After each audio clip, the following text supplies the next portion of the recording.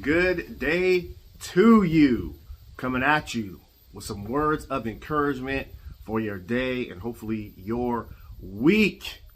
Staying in the vein of forgiveness, because that's my thing. I love it. I want to talk to you about a potentially controversial subject, maybe controversial to some and not to others. But I definitely want to address it because I am a dreamer. I have a national vision. I have a global vision on this particular subject that I'm going to talk to you about today. Dream with me for a minute. What would it be like if the things that separated us and divided us, what if those things unified us, like our differences, let's say our color, right? What would it be like if the ideology that divides us was no longer taught or accepted by the actual individual, and it began to spread across in our community, across our state, and across our nation, where we said no more, where we embrace the differences, because there are differences. You know, I'm a different color than some people, and that's okay. Sometimes people they don't know my name, so that's my identifier, and that's okay with me. I'm not offended by that. Sometimes I identify people by their color. I've heard people say I don't see color, and I get that, but I don't understand how that's possible, because we're taught from a very young age, to differentiate, red and blue, and they're two different colors, and the makeup of them are different, but they're still a color. So dream with me for a minute. What would it be like what would we be able to accomplish if the ideology of supremacy and racism, if it didn't actually divide us? What would we be able to accomplish as a nation? And I think it would be something. It would be great. It says in the Bible at the Tower of Babylon that God had to come down and confuse their language, because they were building this tower trying to get up to heaven, and God was like, they'll be able to accomplish whatever they put their mind to. What would that be like if the words of our national anthem, "One nation under God, indivisible, with liberty and justice for all"? What if that rang? What if that was true? And those are great words, great words, and the heart behind when that was written, it is a powerful statement, and I believe it, and I believe it's possible. I believe it is definitely possible. That's my dream. I had the privilege of going over to Washington, D.C. Twice in 2019. Once in February, and then again with my buddy Rob, who is the founder of Kingdom Living. We got to go to the White House, and Rob and I got to go to the National Museum of African American history and culture. And it is an amazing building with just amazing history. And I remember getting into this elevator. So you start at the top level, you get in the elevator. It's a glass elevator, and you go down. As you're going down, the walls are black, and they have these white numbers painted on it, which are the years. And as you drop down to the levels, when you get to the bottom, you get to the 1400s, which is, I guess, when slavery started in America. And you get down to the bottom of the elevator, and you walk out, and it has this amazing display of history. And I remember walking off of that, and just like kind of looking at the different displays. And I remember, you make a left, and I remember getting to this corner display, and it was talking about the major currency for slavery, and it was sugar. And it had this, I don't know, maybe the thing was, 5-6 feet high, and it was filled probably about halfway with sugar. So it was a very powerful visual on the currency that people were actually traded and sold into slavery for sugar. And there were other things. And then when you kind of bends around the corner, you can go straight into this other display or you can continue on left. So I went straight into this other display, and it was the bows of an actual slave ship.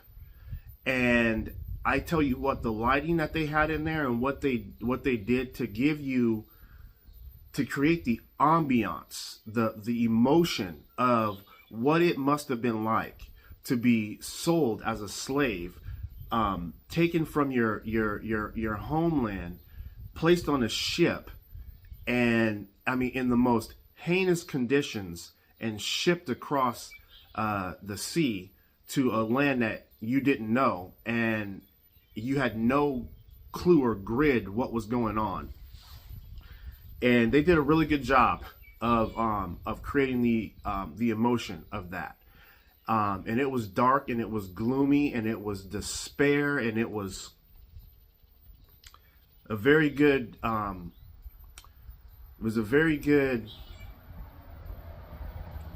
experience for me, because that slavery is so far removed from my generation.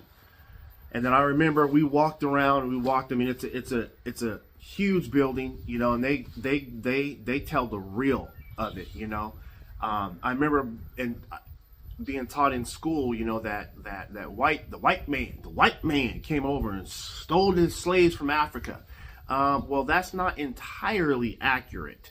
You know, they get in pretty quickly to really the crux of the slave trade, and actually what ethnicities were involved in that, you know, and you know, understanding that, you know, our own people, you know, sold us into slavery for something as simple as sugar. I mean, it was maddening, it was sobering, and it was heartbreaking all at the same time. And I remember you walk around. You know, it talks about, you know, even some of our forefathers who actually were slave owners, Jefferson, you know, and I remember getting to the Emmett Till display, and they actually had his casket there, his actual casket that he was buried in, and yeah, it definitely brought tears to my eyes. I remember going to this meeting with these other pastors, and I remember one of the pastors. He said we need to talk about the big elephant in the room, and he makes this statement. He says, until we can learn to forgive our white brothers, the black community will be held in a place of bondage and victimhood, and we need to learn to forgive our white brothers.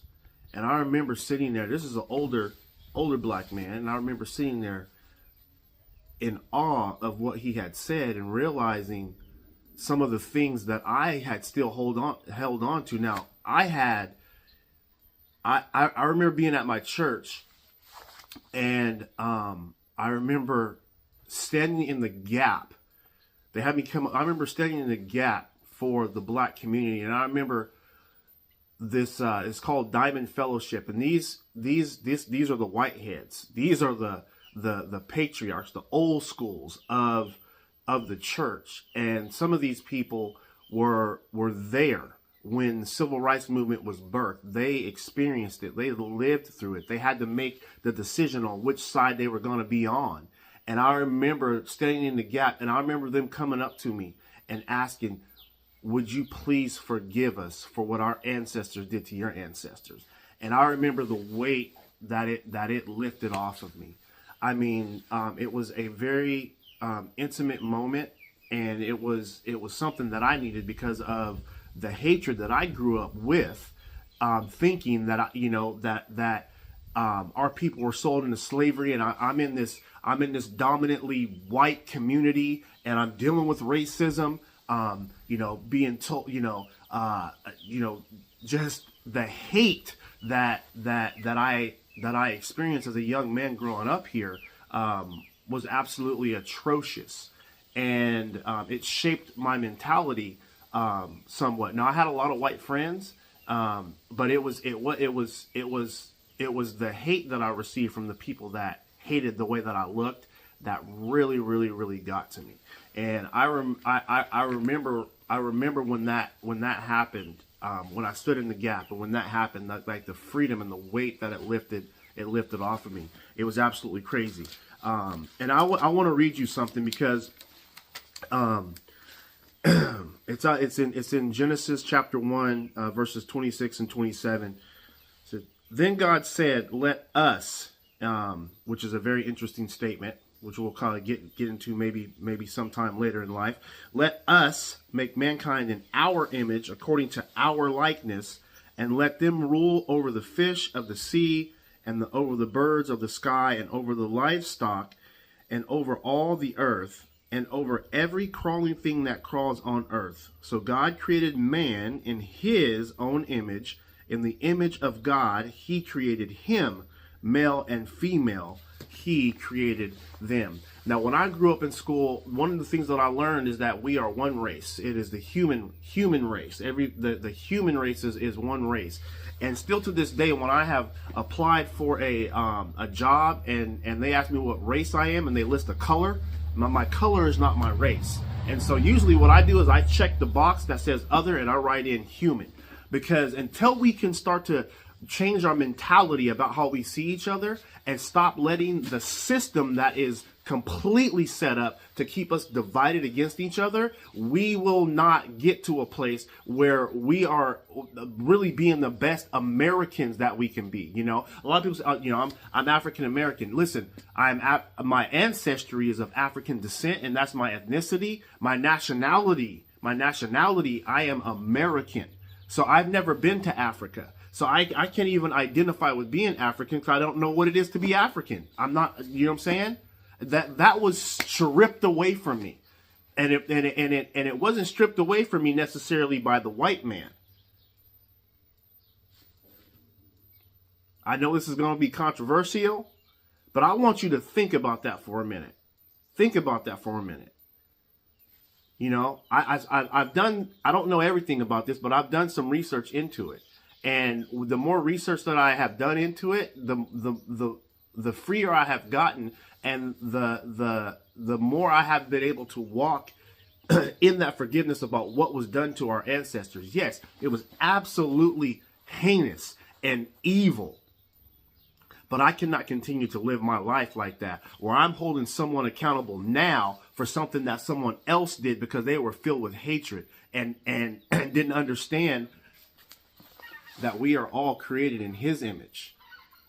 There is no division. There should be no division. And I don't even know if this is making sense, but I wanted to get this off of my chest because I agree with that, man. Until we can forgive our white brothers and until we can forgive each other as a nation, we are not going to step into the fullness of what God has created for us, because God, our relationship with our fellow man is attached to right relationship with the Father, as I've said before. So hopefully this encourages you, because there are people out there like me who love from the heart, who love unconditionally and want to see every creed, every color, every person prosper. And I want to come together in unity. And I'm willing to lay down my life to see that happen. And I hope you are too. As always, walk in love, don't walk in offense, and keep your peace at all costs. Peace.